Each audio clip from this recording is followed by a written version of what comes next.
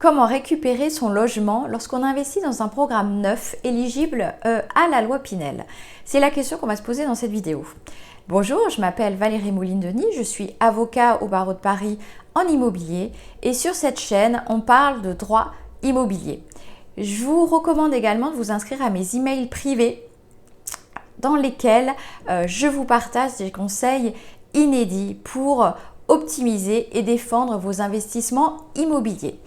Vous retrouverez tout ça dans la description de la vidéo. Alors, comment récupère-t-on un logement lorsqu'on l'a acheté dans un but d'investissement locatif et qu'on souhaite bénéficier de la loi Pinel? Alors, bien sûr, on respecte les critères pour être éligible à la loi Pinel et bénéficier de l'avantage fiscal. Sauf que quand on fait ce type d'opération, on monte l'opération, on regarde plutôt les chiffres de l'opération sur une durée parfois de 9 ans ou 12 ans, le temps de l'avantage fiscal.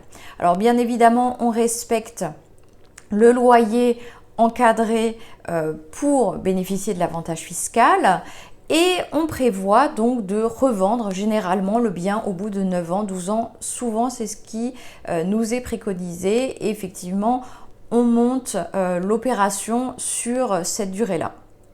Sauf que se passe-t-il au bout de 9 ans par exemple?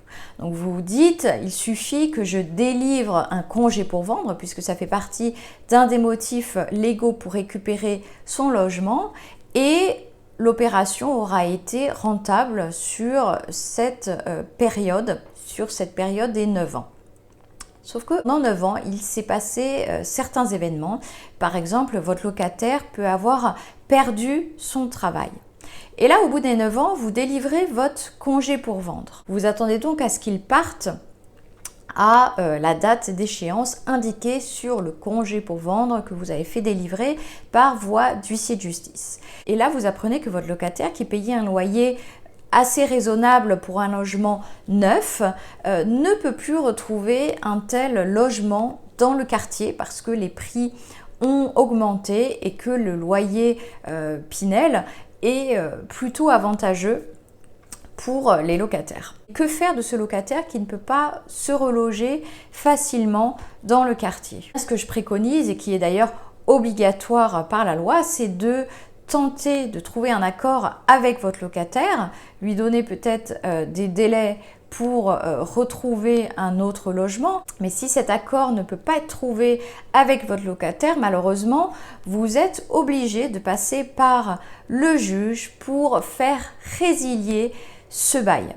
Contactez un avocat qui, lui, n'entamera pas forcément immédiatement une procédure d'expulsion, mais en tout cas pourra avancer dans ces démarches amiables avant peut-être d'entamer une procédure judiciaire, et si il n'y a pas le choix, effectivement, ça aboutira à une procédure judiciaire. Alors j'espère que cette vidéo vous aura été utile. Vous pouvez me contacter, toutes les informations sont dans le descriptif de cette vidéo et moi je vous dis à très vite. Au revoir.